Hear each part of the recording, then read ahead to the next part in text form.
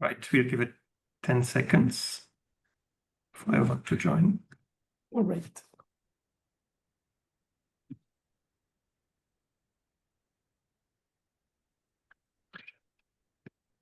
All right, good evening, everybody. I hope you can all hear me. I hope I'm visible, audible, and everyone is ready for this. So you're joining the session today that is hosted by Slack and Trust, and it's going to be interactive session. So it's going to be my colleague Cristobal and me. We're going to give some opening research findings and a bit of an overview of what we want to talk about, and then we'll open this up for interactive discussion. And I see some known faces in the audience, which is already a good sign. So the topic is climate-related human mobility across different levels of governance, current global state of planning and implementation. And I'll give a bit of introduction to who Slack and Trust is and where we are coming from, and then I'll talk a bit about the topic, specifically about human mobility, climate change, and the UNFCCC process, and how human mobility in the context of climate change or climate-related human mobility is incorporated at the moment, and also could be incorporated in different governance levels. That means in the multilateral process, in the UNFCCC. It means at the national level, specifically in national adaptation plans and nationally determined contributions, but also other national policies. And it means at the subnational or local level, which is research we have conducted very recently together with the NEP Global Network. But I'll talk a bit more about this in a minute. And then Cristobal will talk us through some of the country case studies we have conducted to make it a bit more concrete what we're talking about. So I'll do the high-level research findings, and then we go a bit more in detail into some of the countries. And then we would really like to have a space to share some experiences and some insights and also maybe questions from everyone in the audience and have a very interactive discussion on what is the current state of planning implementation when it comes to mobility, especially in the context of climate policies and plans. So that said, maybe briefly to introduce myself, my name is Dennis Mombauer. I work for Slack and Trust as Director of Research and Knowledge Management. Slack and Trust is a non-profit think tank focused on climate change. It is a globally active think tank. We have a big office in Sri Lanka, which is where I'm at the moment, where it's already a bit late in the evening. We have an office in Bonn, where Cristobal is sitting, and we have research associates, smaller offices, fellows, and partners across the world. So we work in Asia, Africa, Latin America, and also since a few years in the European space, trying to make the connection to what's happening in multilateral processes, to these regional processes, and to national and subnational level. And as a non-profit think tank, mostly our work focuses on research and policy analysis, but we also do some on-the-ground implementation, we do technical support provision, and we also do capacity building. And some of you might have seen some of our publications. So we have done quite a few case studies on human mobility in different countries, for example, in Sri Lanka, in Ghana, Uganda, Niger, Senegal, Costa Rica. And also we have done related case studies that focus on things like non-economic loss and damage and how human mobility fits into this, but also looking at human mobility in the context of adaptation. So in one sense, human mobility as a negative impact of climate change, direct or indirectly, where climate change causes or exacerbates or somehow interacts with existing patterns of human mobility or forces people or entices people to move, but also in the context of adaptation, where human mobility can be seen in some cases as adaptation strategy and can also provide some benefits to those who are involved in it. So most obvious example would be remittances, but there's a lot of other things that we can talk about when it comes to things like regional integration between rural and urban spaces or peri-urban spaces, looking at broader knowledge exchange, looking at risk management, where communities or groups can kind of spread out their risk across different areas through mobility. So we will come to that in a minute. Maybe we could go to the next slide. This is just basically what I was saying. This is an example how your mobility, and I'm sure if you're attending this symposium, you have a very good idea of this. But basically, there's a lot of interaction between climate change and human mobility. both in the terms of migration, internal, external, long-term, short-term, or permanent, but also in terms of displacement from disasters and also from long-term climate impacts such as sea level rise, and then planned relocation. And there are different hazards involved, different risks, different things that are, well, let's say affected by climate change, but also a lot of indirect impacts. And you can see here the various arrows. I'm not going into detail on this because I want to talk about the policy level, but just to kind of ground a bit what we're talking about, this is not just abstract at the policy level, it actually has a lot of tangible impacts on the ground.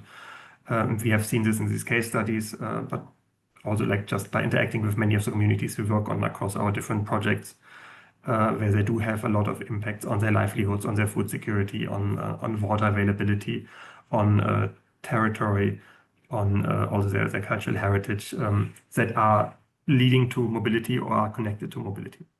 Next slide, please.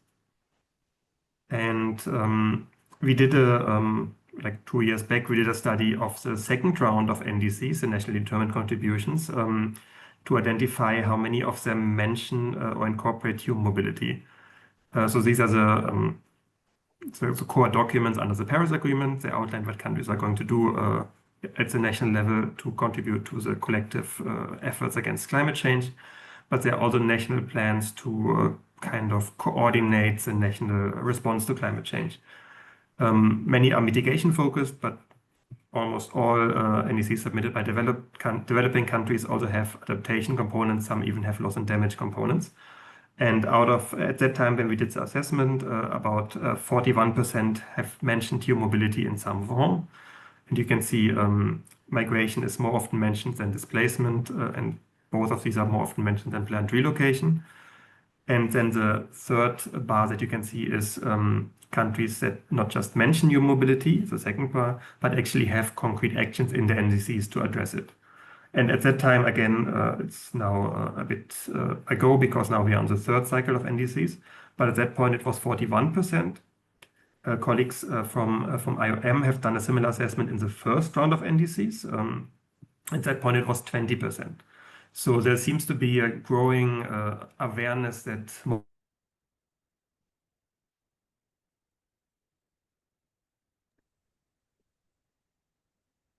as a climate-related impact or risk. Next slide, please. This is more recent analysis. And by the way, for NDCs, we're going to do one with the third round as well. But since not all countries have submitted yet, we're going to do this after. Sorry, yes. Can you still hear me? Yes, we can hear you. Okay, sorry, I don't know, my video went off for some reason. Yeah, so anyway, after this COP, most likely we'll do an updated version and see in the third round of NDCs how many countries have mobility addressed now. So we did the same for national adaptation plans. These are documents mostly submitted by developing country parties. Some have been submitted by developed countries we have not analyzed here. So we have analyzed the developing country ones. At this point, it was the state of May 2025, but I don't think the general picture has changed since then. At that point, 63 NEPs have been submitted by developing country parties. And out of these, 83% mention climate-related human mobility, and 62%, almost 2/3, have concrete actions or provisions to address human mobility, either migration or displacement or planned relocation. So what we can already see is the number is much higher than for NDCs, which makes sense because adaptation plans are focused specifically on adaptation or loss and damage. Am I still audible? Yes, we can hear you. We can hear you. Okay, thank you. So of course, for me, for some reason, the screen has frozen. But as long as you can hear me, it's all good. So for NEPs, there's a much higher percentage. And basically, most NEPs have acknowledged that human mobility in the context of climate change is a challenge. And 2/3 have included something to address it. Next slide, please. So basically, looking at this, we have also tried to understand what are the actions that countries are including in their NEPs to actually address human mobility. Because there's a broad range, and basically we have managed to classify or develop a typology that breaks it down by 6 main types of actions.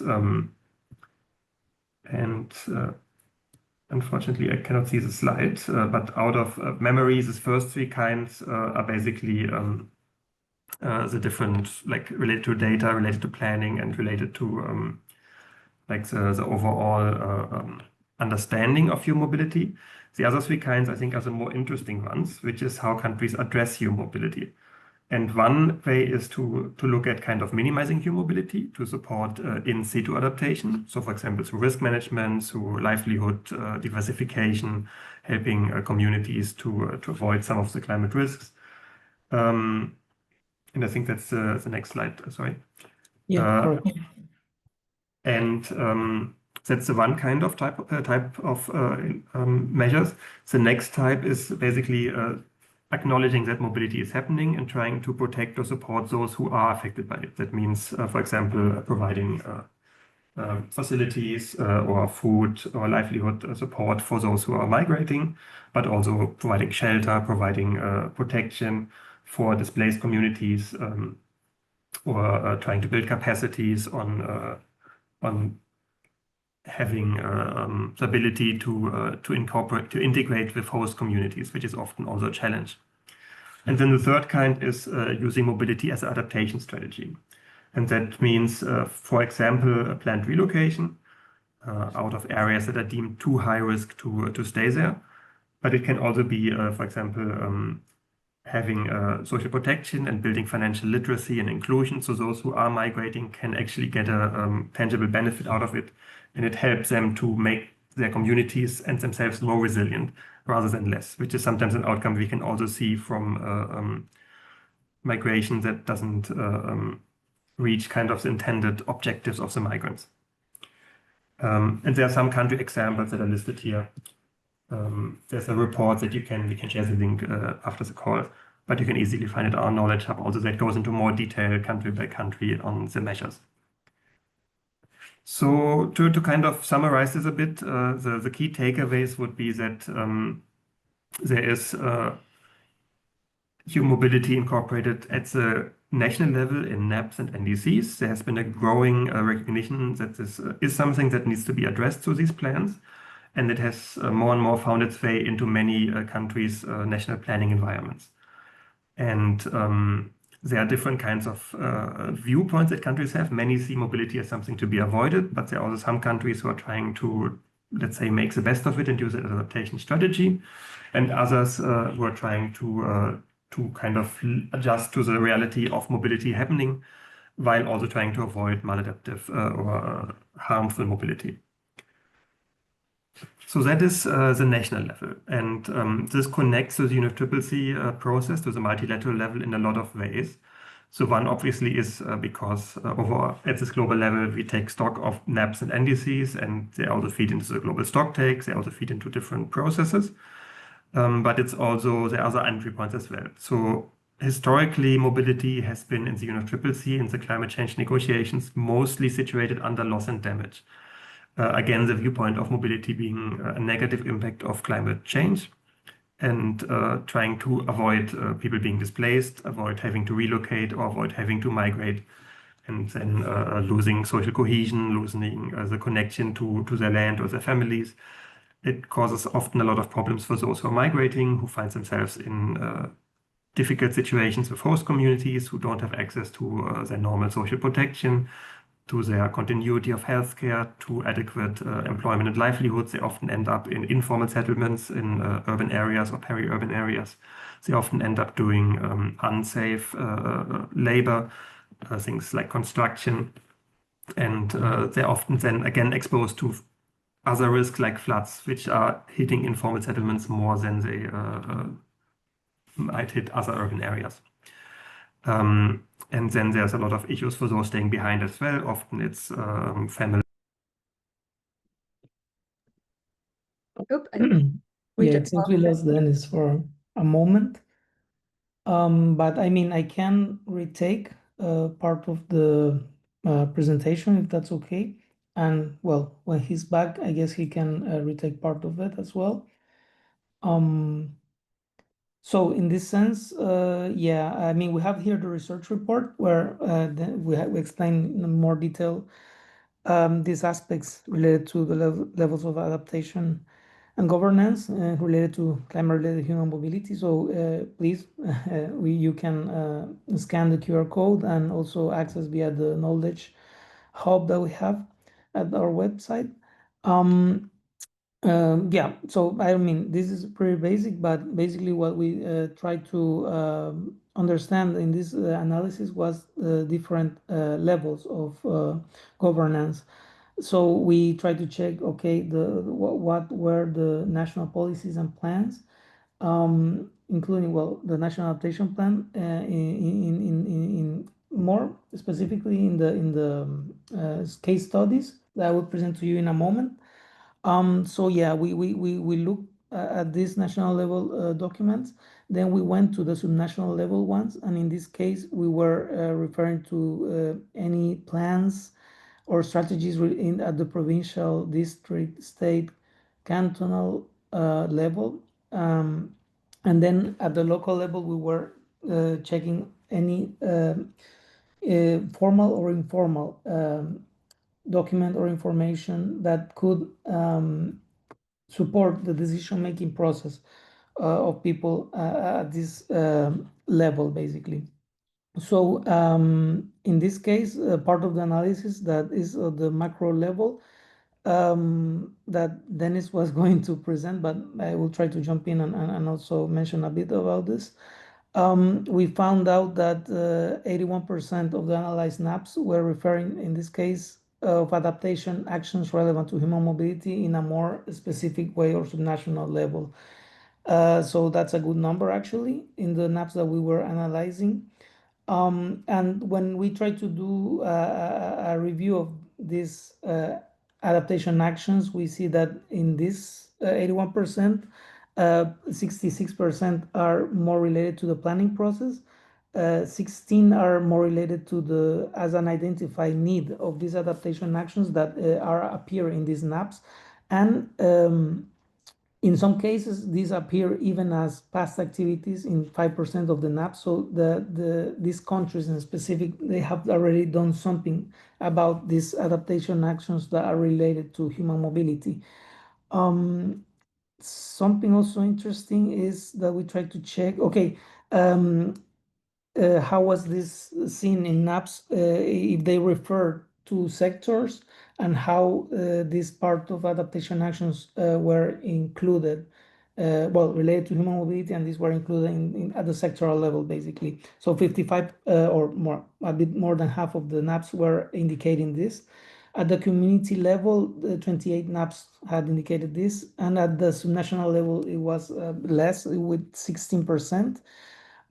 We also wanted to check how is this referred in terms of vertical integration, meaning within all these governance levels that I have indicated before, how the NAPs refer to this. And we have that 26% actually were mentioning this, the importance of having this across different levels of governance. And in the case of horizontal integration, that is more related to how sectors, for example, share information and actions in this regard, we only had 10% of NAPs that were indicating this. About the typology, Dennis has indicated before with many examples with different countries. And we also had this other kind of typology where we had three levels: the local level planning, the local and subnational, the one that is related to local and subnational actors, the coordination considerations, and also the sectoral implementation ones. Well, there were four actually. And the one that referred to local and subnational actors, we had that in many cases, these adaptation actions that were referring to human mobility indicated the inclusion of local actors in the national adaptation planning. In some other cases, they were referring about the need and also the importance of building local level capacities to do this. And in another sense or another consideration type was that the part of strengthening the part of local leaderships for the implementation of the NAPs. About the coordination part, this is indicated as multi-level governance, in the sense of how these different levels of governance will share information and resources to enable these adaptation actions to support this part of human migration. So human mobility, sorry, as well as national subnational information flows bit related to this, and also the part of subnational finance, because most of the times, there's this need of indicating in the NAPs in more detail how do these activities will be funded, basically. So that's something important, and that we've seen that some countries already indicate this with more detail than others. And in the part of the cross-sectoral implementation, basically how sectors are not working or trying not to work in silos in this sense, and this is like the tricky one as well. So basically this was like the typology, and another typology that we got to find in our research. And we have in more detail which countries indicate their adaptation actions in each of these different considerations types that we found in this case. Then, if I may, I will go directly to the part of the case studies. And in this case, what we wanted to do was basically take a country from a region from Latin America, another one from Africa, and another one from Asia and the Pacific.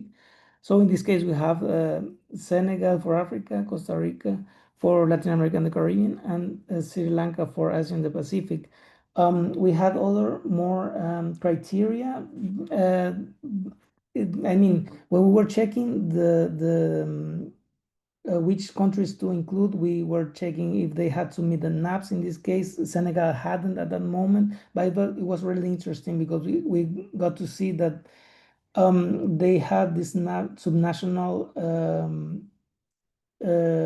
adaptation plan going on and developing at the local level. So it was interesting also to add. And we also saw this in the case of Costa Rica, they had regional municipal adaptation plans. And as for Sri Lanka, they have these provincial adaptation plans. So basically we try to check the information available at the different governance levels with them. So I will just mention like key findings in this case for Costa Rica. Well, it's important to know this part of the multi-level governance structure because each country has a different one. In the case of Costa Rica, they have 6 regions that function basically as subnational administrative entities, but they're not autonomous by law, and they are supported. The administration, and their administration supported by the national government. And below this, we have 84 cantons or municipalities and 489 districts that have their own representatives. At the cantonal level, we were seeing some example of initiative related to adaptation actions related to human mobility. For example, we had in the National Risk Management Plan from 2021 to 2025, the relocation of vulnerable population in informal settlements in highly exposed sites that are affected by natural hazards, basically. And in this sense, we were checking all the information at the national, and local level. And in the case of Costa Rica, we found this for the part of relocation, that it was a measure that they indicate in this National Risk Management Plan. as well as at the cantonal level or municipal level, we have UPALA, for example. They have this emergency committee and they have this risk prevention and emergency attention plan that was made in 2023 and included migrant population in it.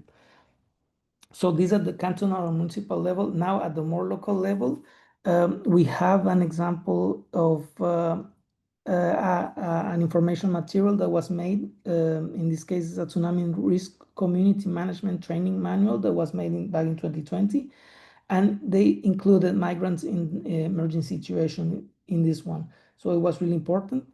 We also got to visit the Caldera district and Esparza municipality. And in this case, we had vulnerable populations that were affected in this area because what happened here is that there's more frequent and intense waves that has provoked this sea level rise and are affecting people that live nearby the coast. So there's this planned relocation that has been going on, and it's in the process of it's not working as expected. Of course, people are really they basically it's complicated to relocate for them. Is they have this, they are rooted, so it's a very complicated situation in this sense for the municipality to convince them and make them relocate accordingly to safer zones. So, well, that's for Costa Rica in a nutshell. But of course, we have much more information developed in the document. As for Senegal, they have 14 regions, 46 departments, and 127 districts. And well, they also have 602 local authorities with very distinct roles. In this case, yeah, we have the 46, what they are distributed between 46 departments and 551 towns. So we have 167 communes that are urban and 384 that are rural. And we also have these 6 main city towns. So there's a complexity in the part of the different stakeholders that are working in this part of governance. And what we found in this case, with the information that we got, we were able to compiled in is that we have the sectoral and territorial approaches in Senegal. So we have a disaster risk management NAP that goes from 2023 to 2037, 35. And this one is, yeah, basically more oriented to disaster risk prevention. So it includes relocation of people in flooded areas. And they also indicate this importance of knowledge building and inclusive governance. We also have the sectoral NAP related to fishing and aquaculture.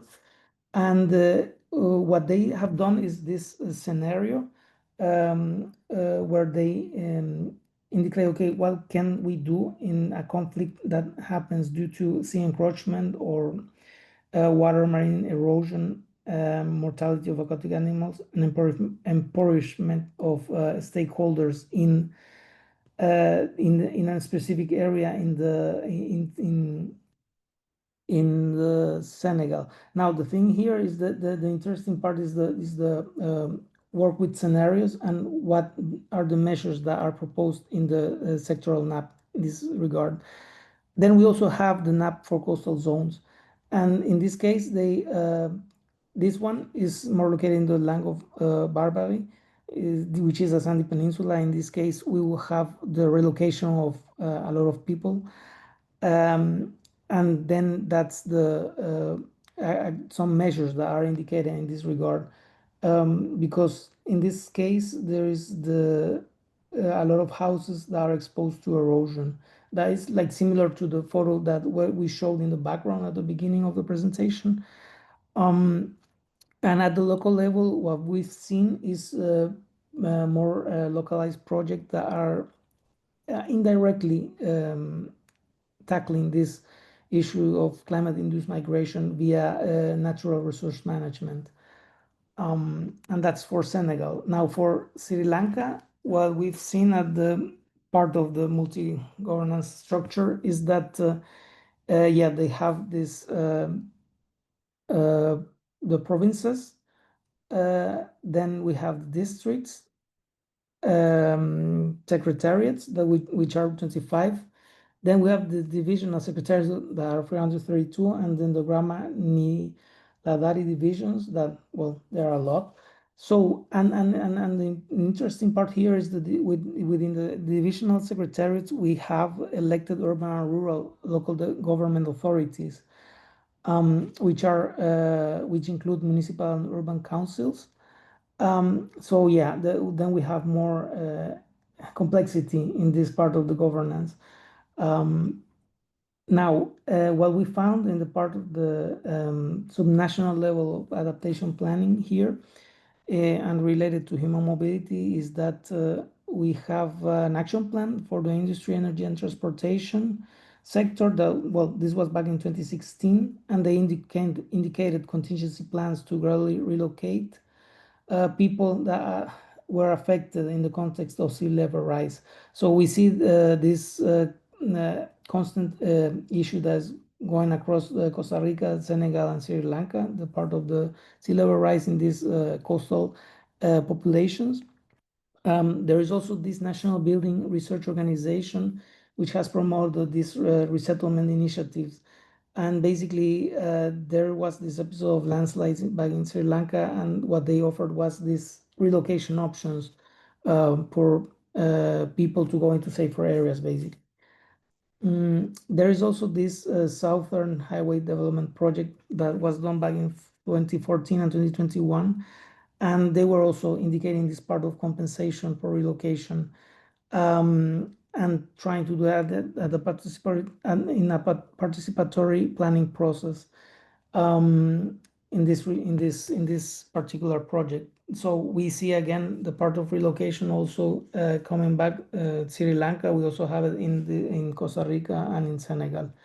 So for the case studies, the key takeaways are basically that these three countries, well, they utilize planned relocation and resettlement strategies as adaptive measures and in part of the disaster risk management strategies that they have.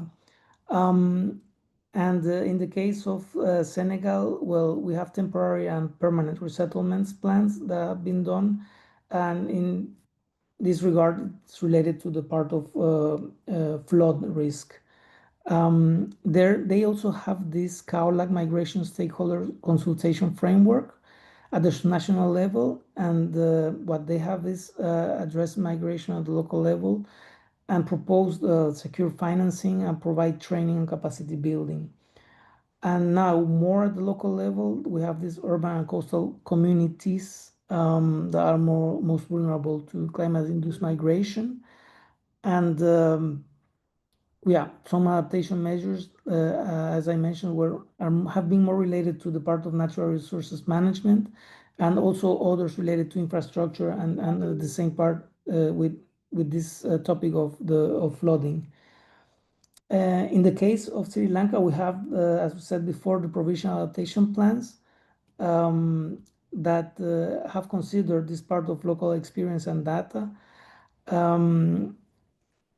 And there is also a requirement of introducing evidence on mobility patterns. And in this case, this is a thing that the provincial adaptation plans or the council working on this, well, they will, that's something to consider, basically. Identifying high-risk areas, projected origin and destination areas of people on the move. And in the case of Costa Rica SNAP, well, there is this need for further research into the risk exposure that is migrant populations face, and also the inclusion of the human mobility in disaster risk strategies that we have seen in some of their plans and strategies, and also the need that we've seen during workshops that there is a need for securing the financing for local level implementation, and also the part of the capacity building efforts. So in this regard, some recommendations that we can indicate for national actors, what we propose is well, strengthen coordination and exchange between national actors.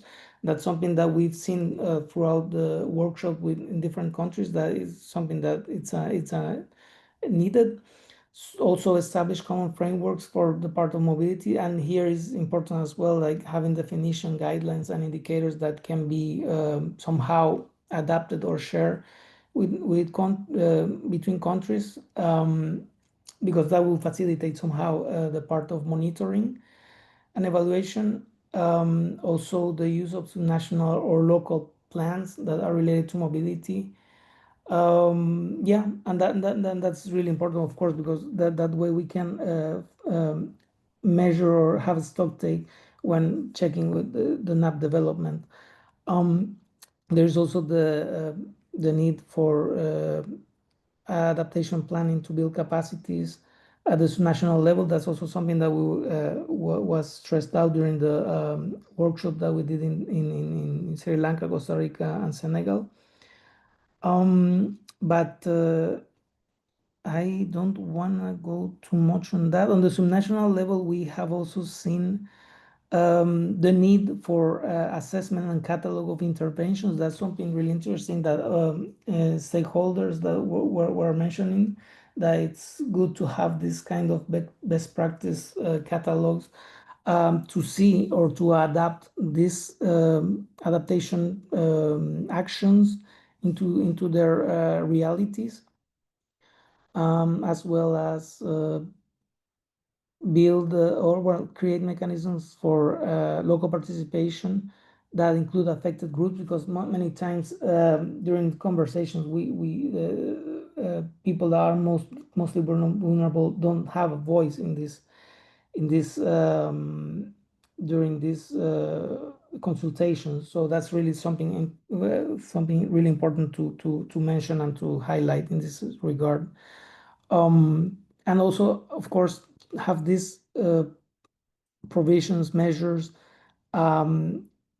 into translating into a local context and language, so that people can actually have a better understanding of them, and also can relate and have a profit of these measures that can be given to them. Now, I'm not sure. I think Dennis is on the go. Okay, so I don't know, Dennis, if you would like to retake, because I think I've talked too much, and I guess that you can go on in this part. Sorry about that. Yeah, sorry, apologies everybody. I don't know how I disconnected, and I also I didn't realize I was disconnected, so I was talking to myself, I think, for about 10 minutes. But hopefully we can catch up on this part. So I believe I talked about the national levels and NAPs and NDCs. I'm not sure if I already mentioned the UNFCCC process, the Global Goal and Adaptation, and these things when I cut No, off. I guess you No. can take that as well. Okay, so basically at the national level, I think there's increasing recognition of mobility as something that is important to address. That's how it's finding its way into more NDCs. And I'm pretty sure, if I had to guess, that more NDCs in the third cycle will have inclusions, but also especially into national adaptation plans. And these are obviously connecting to the global level, because they are, I mean, it's a UNFCCC process. They are negotiated, and there's also they feed into the global stocktake, and they are important reporting instruments. There are also other elements in the UNFCCC process where human mobility comes in. So historically, it has been mostly under loss and damage, basically as something to avoid, and looking at all the negative impacts that it has on those who are moving, migrants, displaced people, but also those who are staying behind, which are often women, children, the elderly, those with disabilities, and also host communities. And looking at the non-economic impacts of this, but also livelihood impacts, looking at loss of social cohesion, continuity of healthcare, people landing in informal settlements and being again exposed to risks, people having to participate in dangerous and also risky labor without making much money out of it. So there's a lot of challenges and a lot of cases where mobility is loss and damage. That's why there is a work stream under the Warsaw International Mechanism, and the task force on displacement, and has been quite a bit of research on these aspects. Now, increasingly, also it's discussed a bit under adaptation. So under the Paris Agreement, as an adaptation counterpart to the temperature goal, the 1.5 degrees, there's the global goal on adaptation that has now, since COP28, 7 thematic targets, like water, health, food, livelihoods, infrastructure and human settlements, ecosystems, cultural heritage, and also 4 process-oriented targets, and is now in the process of being operationalized, which means developing indicators for these targets. And human mobility does not have its own target. It's also not very strongly incorporated into the indicator list at this point, although several indicators might be relevant for human mobility. But it is there as a cross-cutting consideration. So now at the global level, it's under loss and damage, but also under adaptation, an issue that is at least being discussed. And again, that then leads back to inclusion into NEPs and NDCs. And what we also wanted to look at, and I think Cristobal must have already talked about it, is the other direction, where we go from the national level down to the ground, which includes the various administrative subdivisions, like the state and province level, the district level, and cantons, and then the lower level, and also municipal governments, which are often ahead of national governments when it comes to addressing new mobility, because it's very often an urban challenge, or seen as an urban challenge, because migrants often land in urban and peri-urban areas, which are not always equipped to kind of take in this influx of people, which means municipal governments are forced to address this, which is not always the case for at the national level or in like at the provincial level, for example. So we looked into the linkages between this. I don't know if Cristobal talked about these slides, but basically we looked into, we did a bit of research, and the report is available, on how the planning processes are connected, how the different actors, national and subnational actors, are interacting, and then how coordination and flows of information, of finance, and of data happen between these levels. And I think that is a great opportunity to actually make this into a holistic process, where what's happening at the local level connects to the national level, connects to the multilateral level, and vice versa.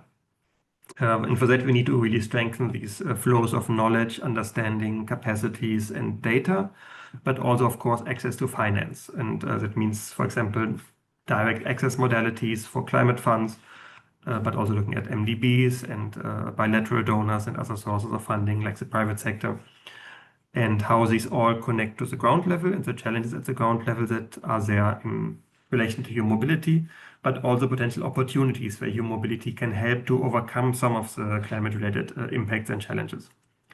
And that's basically maybe the key message I wanted to highlight in the opening presentation, before we come now to the discussion, is that mobility itself has been a constant of human history, basically since primordial times.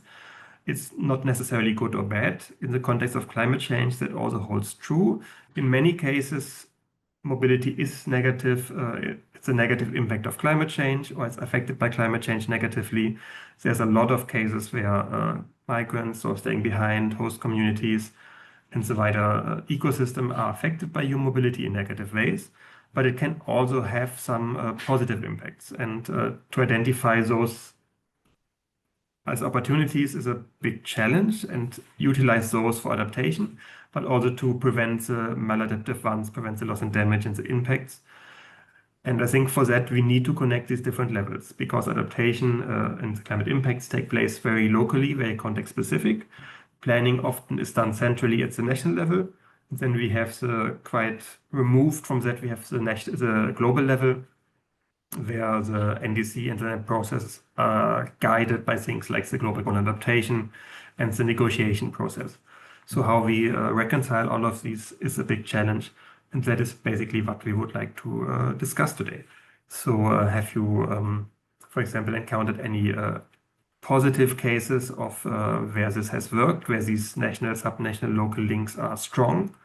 where there's a good practice to make this connection. Have you experienced in your research or in your work any challenges to that? Are these challenges related to the coordination aspect or the coherence? Is it about things like having the same definitions of human mobility and the same understanding of what it means? Is it about data and research gaps? And if yes, what are the gaps? Is it about disaggregation of data? Is it about having the projections? Where will migrants go, for example, in the future? Which are the areas that will have an influx of people? Which are the areas that will have a outflow of people? Is it about how local actors are a part of the planning process, how their voices are being heard? And that includes communities, it includes vulnerable groups, it includes indigenous peoples. Or is it about setting priorities and how the global process, international processes can be informed by these realities? So yeah, with that, I would like to finish this opening presentation, which already went slightly longer, I think, than intended. And I think we could open the floor for any questions, but also already for any comments. And I think we have some guiding questions, is that correct? Yeah, so we have 5 guiding questions, but basically anything that you would like to bring in that relates to the overall topic would be welcome. The guiding questions are more like to give some inspiration on what this could entail. So it could be on looking at the NAP process, if it's something that you work on, but it could also be country examples where mobility has been addressed at the local level, or if there's been a connection between local and national. And then maybe also looking at this balance between mobility as adaptation or as loss and damage, as a risk or as an opportunity, and how we can maybe make sure that those affected are protected, but those who want to kind of utilize the opportunity also have the chance to do so. And now I stop talking. And if you would like to share any question or any comment, you could use the Q&A box, or you could also raise your hand, and we would be happy to unmute you or invite you to unmute yourself. And you could just share the question or comment that you have. And I know there are many in the audience I saw that are working on this topic that have a lot of very valuable expertise and insights.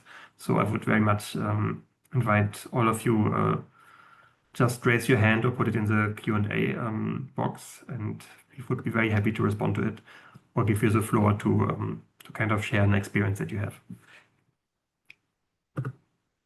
So we'll give it a few minutes. We'll see if we have any icebreakers.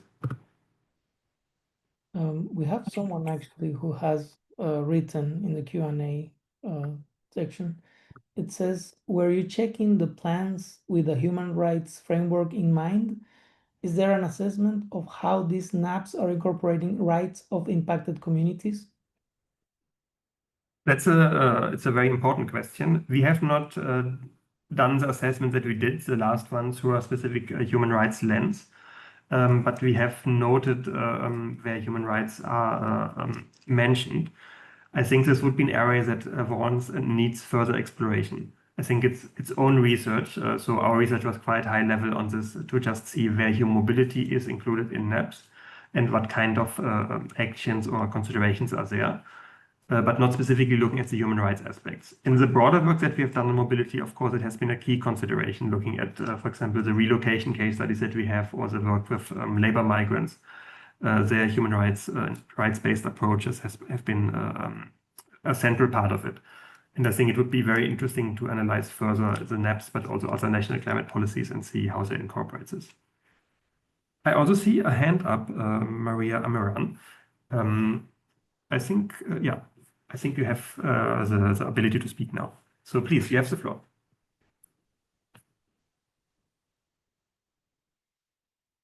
You're able to unmute and speak. If you are speaking, Maria, we can't hear you. It looks like you're still muted. You're still muted, I think, but you should be able to unmute, is my understanding, right? Correct.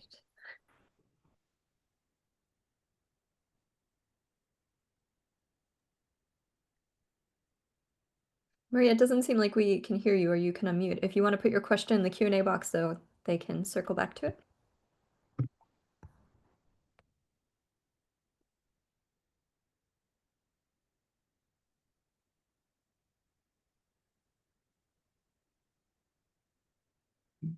Doesn't seem to be working.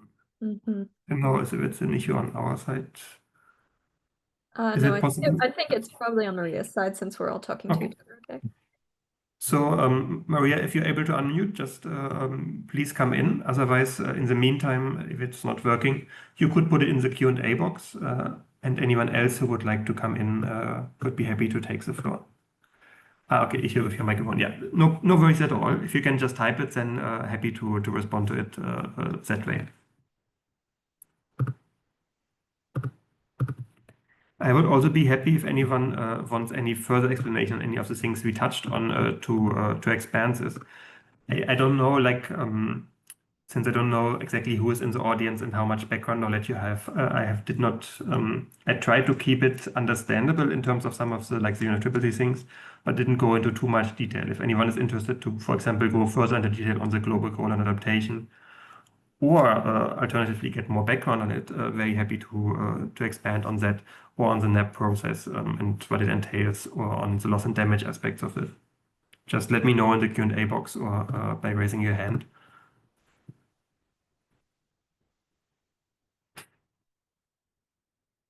I think we have a second hand up. Yes, Heather, you have the floor. Hello, can you hear me? Perfect. Yes, excellent. We can hear you loud and clear. Hi, I'm in the process of working on my second doctorate, and this particular theme is in the law and legal studies field. And I'm looking at the intersection of loss and damage and intangible cultural heritage with regards to climate migration. And of course, we're looking at an area where we're talking about non-economic loss and damage, but it's very frequently not discussed. ICH specifically is very frequently not discussed when we're talking about cultural heritage. And although it's kind of woven into some aspects, as in we see this in adaptation, or we talk about it in, migrants are able to follow through with this. I'm really kind of interested in the perspective of how can we use the loss and damage mechanism as it exists through Article 8 and the Paris Agreement and everything that's happening with WIM-XCOM and the New Barbados Agreement and everything else? How can we use this to help support the ICH that's so critical in migration, but isn't necessarily being supported from a legal standpoint, ideally?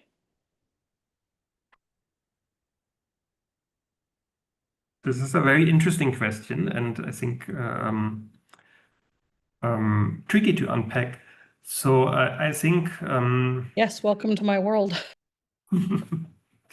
So I'd say upfront, I'm not a lawyer, right? Like I'm looking at policies, but I'm not. I will not claim to be a legal expert.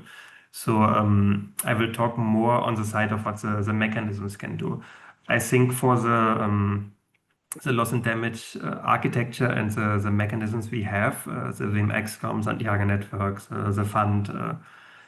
What they can do in that regard is basically strengthen the evidence base and give it a stronger, I would say, validity as something to be addressed. So we know, of course, there are many case studies of intangible cultural heritage. We have done some as well connected to migration, where there is with intangible cultural heritage at threat or being lost. For example, we did one here in Sri Lanka also, which is about mask making and that craft that is getting lost as people are migrating out of these areas, while simultaneously also the wood that is responsible, that these masks are made from, is no longer available because these trees are dying out.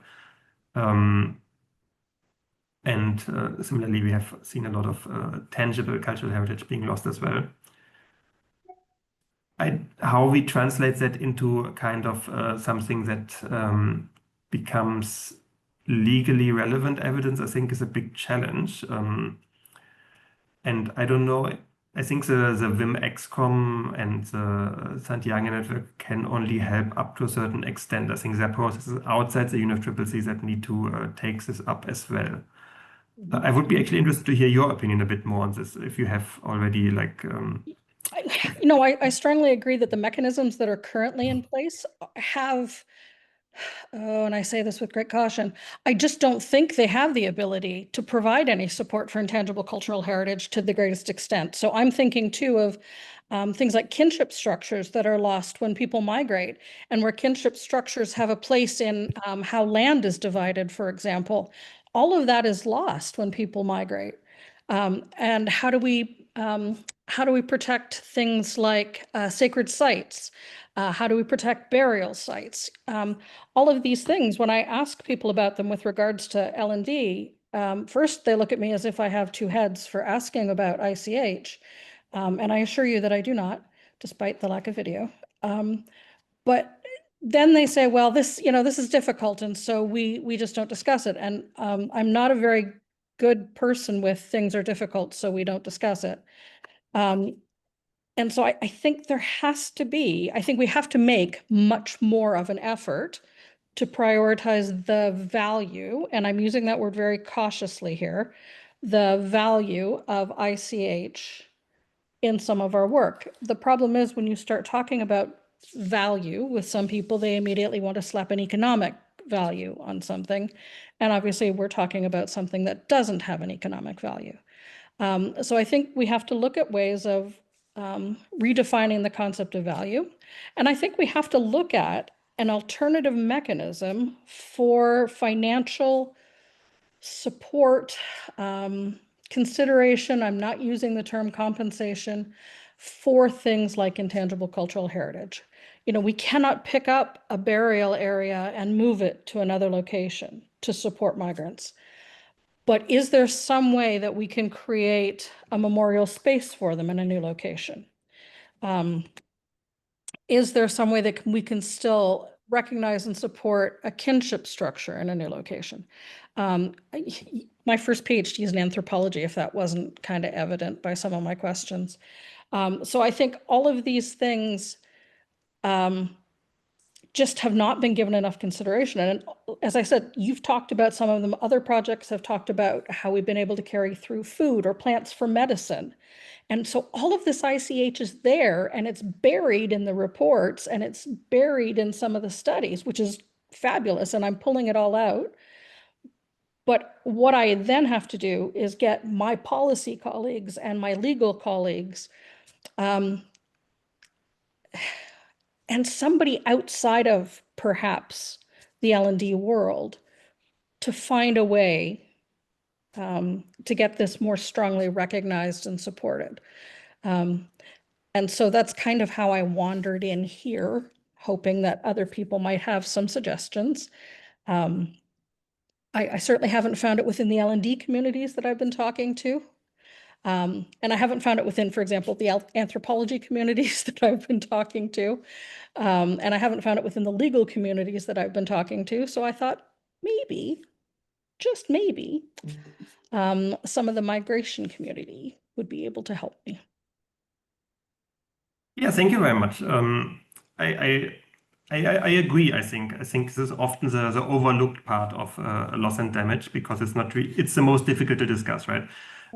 So there has been, I think, a lot of movement towards doing like valuation, like under the biodiversity sector, where you have valuation of ecosystem services, and then people try to evaluate cultural aspects as well, Yes. which often proves a dead end, I think, because you can't really put a value on them. And it's clear that it has a value for people, but to kind of put it in economic terms is, I also think this is not the way to easily do it.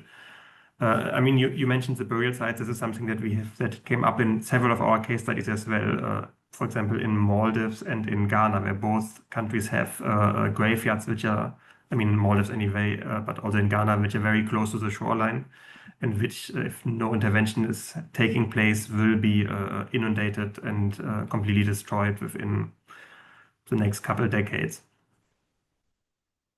No way to kind of to really, I mean, you can of course move it, but it's not going to really protect all of this, because the communities around it are also affected by the same sea level rise, and they will also move, and you can't really move some of this, but they have an Well, immense. and burial sites are often sacred locations. They're often chosen Exactly. specific reason. Exactly. So you can't just say, well, we'll move it from point A to point B, because point B may not have the specific considerations. You may need to be overlooking this, Exactly. you need to. So yeah, I'm a specialist in ancient human remains. So that's kind of where all of that stems from. So yeah, I'm just trying to put these pieces together. Yeah, thank you very much. I think this is really, I think it's a really good point to highlight, because I think it's overlooked. It's a difficult topic, but I think it's one that needs to be addressed, because it does affect a lot of people affected by loss and damage, and especially also a lot of communities that are being have to deal with migration, displacement, or especially planned relocation also, because as you say, some of these sites can't be relocated. Some can be physically relocated, but they won't be like they will lose the whole cultural relevance that they have in the sense of place, and others you simply cannot relocate. Yeah. And how to deal with this? There has been some work on it related to like documentation, memorialization, looking even in some cases to kind of digitalize some of it. But that's not appropriate with some cultures. Yeah, exactly. Vanuatu has done some work, I think, related to memorialization. If you want to look into this, if you haven't. But yeah, I mean, I also don't have the perfect answer. I know there's a work stream on this. I don't think it's addressed in this work stream under loss and damage. And I think also the loss and damage fund will not be able to really allocate a lot of funding to that, because it's really not fitting well into the existing funding mechanisms. And similarly, under adaptation, also the Global Core Adaptation has a target on cultural heritage, but it's the one that has the least indicators out of all the targets, and I think the least attention paid to it up to now. And for example, MDBs are developing a similar framework that is kind of, let's say, inspired by it, but it's lacking one of the targets, which is the cultural heritage one, because it doesn't seem to be of relevance for the MDBs to the same extent as the other thematic targets. So I think, again, an area to look into. I think, Hopefully, if you don't sorry. mind, I'll stay in touch Yeah, with you please. for some of your work. And, you know, if you have any other Yeah, ideas, please. I'd love to be in touch. So thank you. I would be very happy to exchange also, and I think like what you're working on sounds very interesting as a like to kind of really feed into this as evidence pointing out what is not being addressed and what would need to be addressed. Thank you. I'd So appreciate thank you very that. much. Thank you. I'm seeing some questions in the Q&A box. I will just go chronologically, and Cristobal, just jump in if you want at any point. So the first one I see is from Atika. On can the maps of different countries help in the development of a regional framework? For instance, in South Asia, could this lead to a better regional management of climate migration displacement issues? And yeah, I see you are able to talk also, Atika. If you want to just expand on this, you could unmute. Otherwise, I will try to answer. Yeah, please.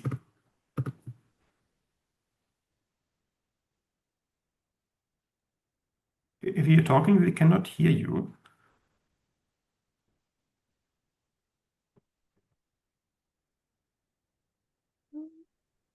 I cannot hear, and I think there might be like a microphone issue.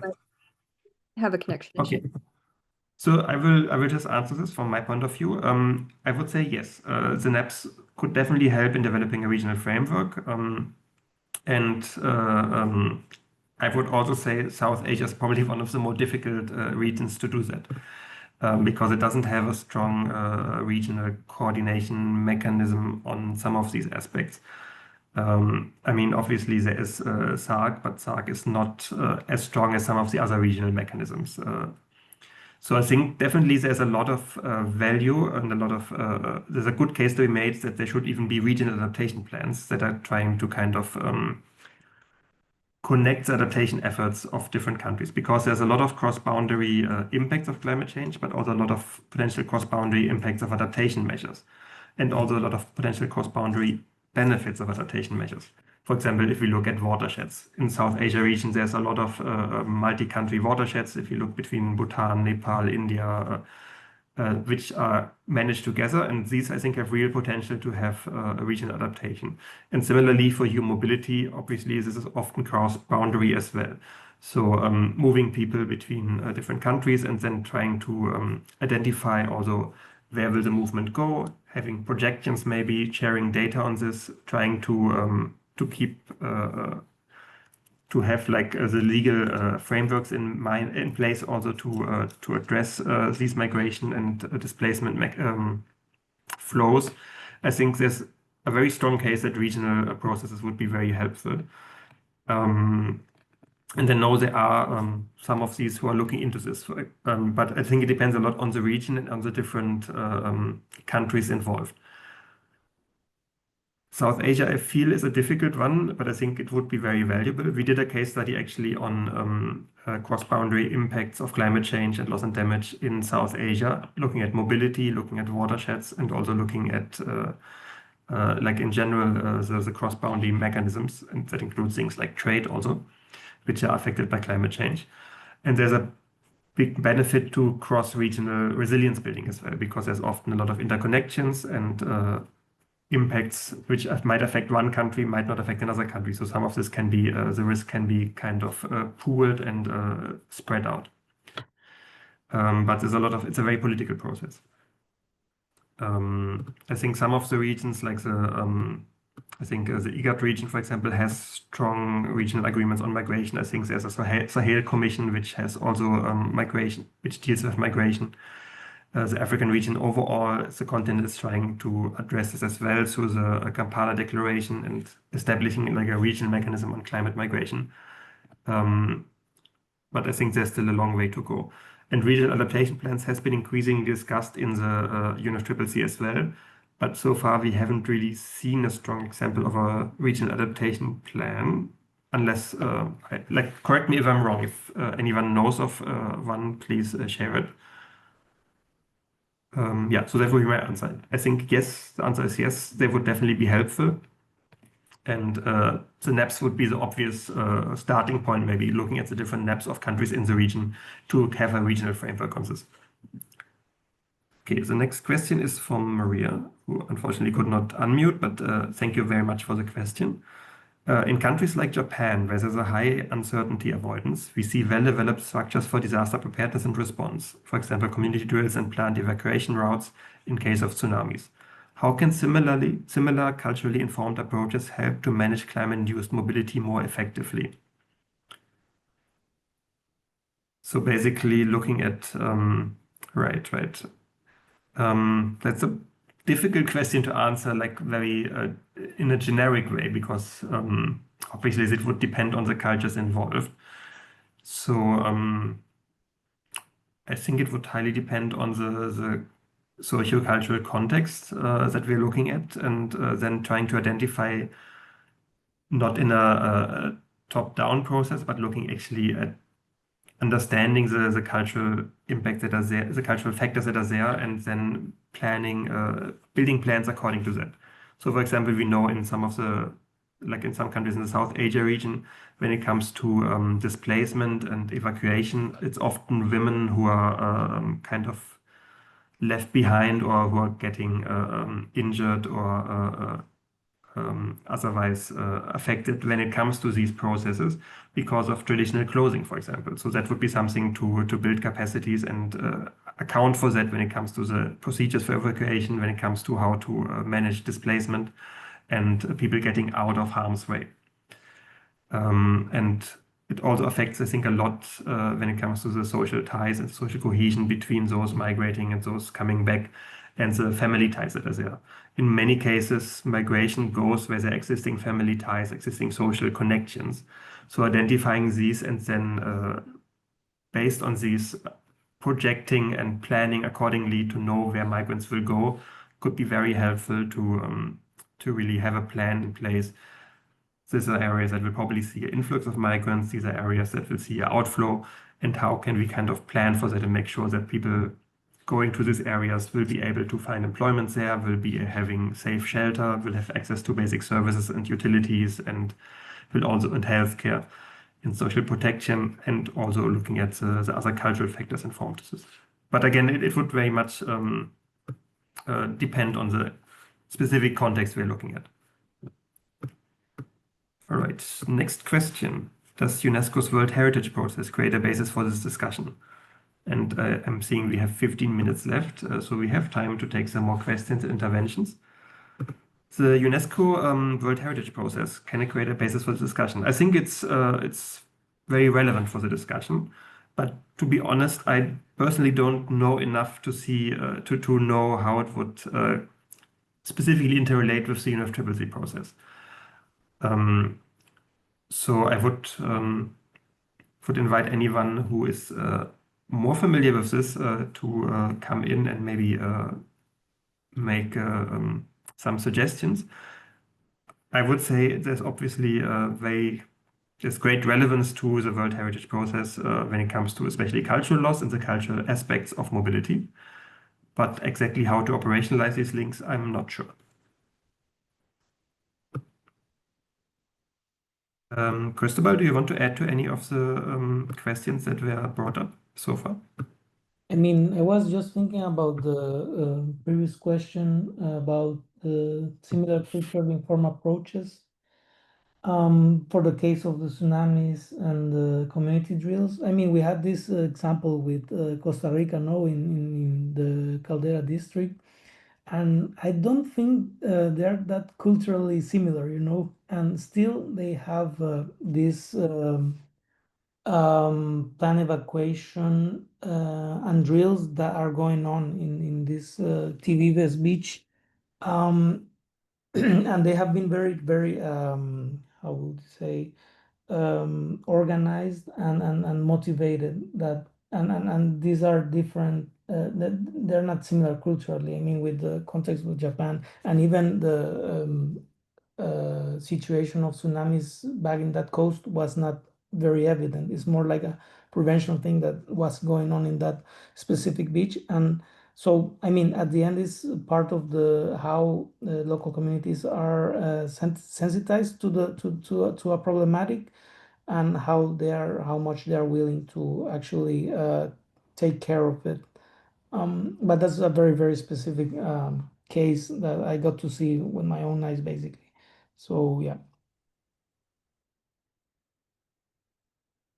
I think the cultural aspects also come in a lot when it comes to kind of people's willingness to move and like how they are impacted by the move. In Costa Rica, also when we did the case study, there was the example of people who have been relocated away from the beach, not for long distance, actually just like basically like not far inland, but too far away to kind of hear the waves and hear the ocean. And they're saying it impacts their sleep a lot because they're used to having the sea as a background when they sleep, and this is no longer there. So they're losing that connection, and also it affects their, let's say, their well-being or their mental health in a way. And we have many examples of this where people are relocated, even if it's not far, but it completely changes their kind of circumstances of life, and that can have a lot of long-term impacts that are very easy to overlook when you do like a plan for like relocation, because you look at things like maybe distance to hospitals, distance to schools, livelihood availability, but not, I don't know, can they hear the sea? So these are factors that I think play a big role in this, and that we need to be very careful when we do any kind of, especially relocation, where it's usually the government getting people to relocate. And sometimes people having no choice but to relocate. Like in this example, the houses at the beach, and I think you can see it in the backdrop actually.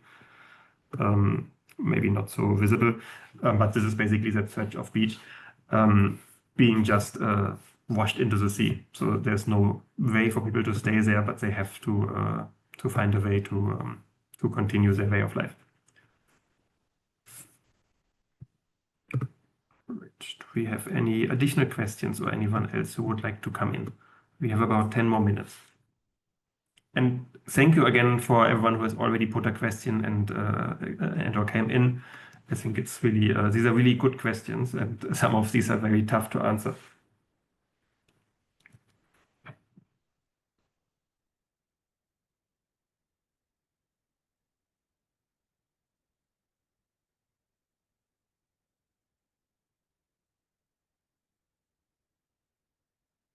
In Sri Lanka, we did a case study on relocation, which is about, Cristobal, I think, mentions this National Building Research Organization. It's a government or semi-government entity which is in charge of relocation.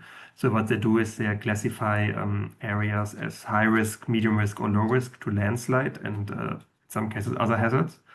And out of high risk areas, they try to relocate communities or households. In medium risk, they try to help adapt in place, and low risk, they're just keeping as is. So in these areas, it has proven difficult also because some people just don't want to move, especially those who are a bit older. And in some cases, for example, in one village, there was one older lady who was the only one left in that village because everyone else has relocated, but she did not want to, so she's now living alone in basically abandoned community. So this is like a very bad situation because, yeah, for obvious reasons. And in other cases, people have moved, but they're very unhappy with the move because they do not have the same, like some of them were farming communities, so they don't have the land to farm at the same scale. The government has given them a new house or money to build a new house, but they have a lot of other issues that they're facing, and there's a lot of unhappiness surrounding this process, even though the government is doing its best to try to manage it. So that has been also quite interesting case study. And again, we see these cultural aspects coming in as well, both tangible and intangible. Or indeed social ties and social cohesion. Because of course, that woman who stayed behind, she also had social ties to others in the community, and many are even like relatives, but they still have relocated.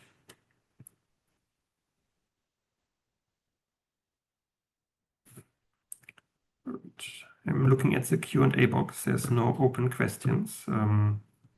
Again, this is a chance to, we have 8 minutes left. So if you have any burning questions or any comments, anything you would like to share, you're very welcome to come in. And of course, also otherwise after this this session, I would be very happy, and Cristobal as well, I'm sure, if you have any follow-up questions or would like to share anything, just reach out to us on email. In my case, it's dennis@slikeandtrust.org. You can also use the general email. Just go to our website and try it. It's a contact form with a general email. And also a link to our Knowledge Hub, which has a lot of these case studies that I mentioned.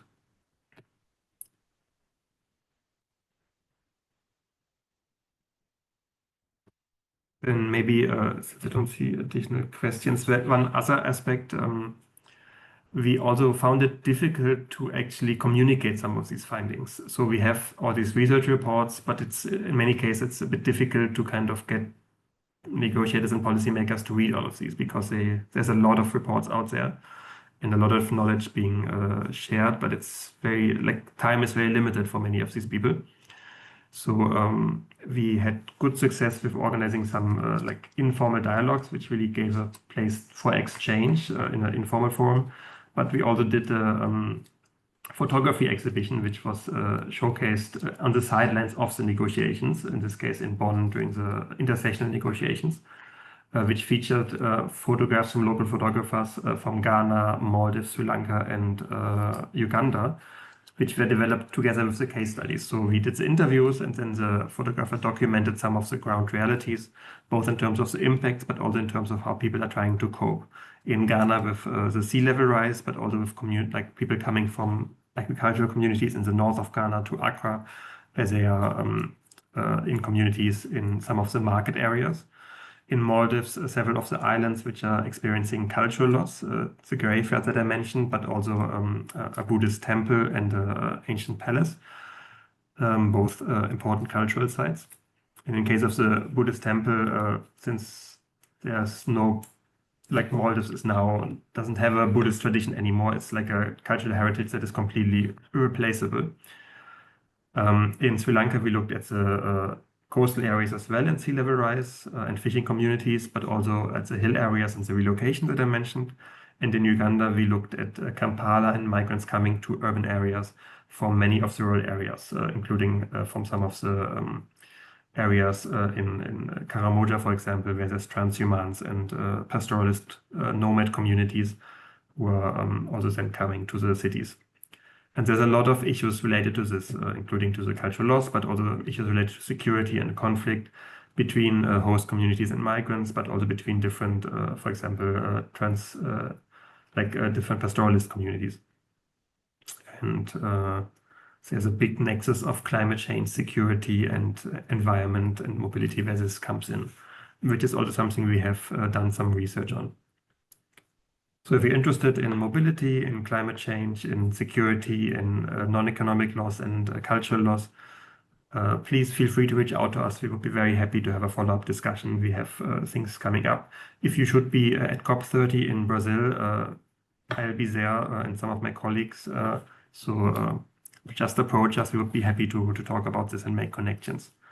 And yeah, we are also a member of the Platform on Disaster Displacement, which is excellent place to discuss many of these questions, and also has made, I think, a real difference in the policy space, but also with connecting countries and connecting different stakeholders in this discussion. And hopefully a role it can continue to play. So I don't see any additional questions. So I think we have 4 minutes left. We could just wrap up the session now. I would really like to thank Cristobal for presenting some of our case studies, and of course for the organizers of the symposium to invite us to have this session. And we're very happy to have this space to share some of the findings and to have this discussion. But also, of course, to everyone in the audience who has joined, to everyone who asked questions, to everyone who listened, to everyone who came in. It's always a real pleasure, and it's now already a bit late in the evening here, but I'm very happy that I had the opportunity to exchange despite the time zone differences and geographic differences. So thank you very much. Thank you all of you. It has been a real pleasure.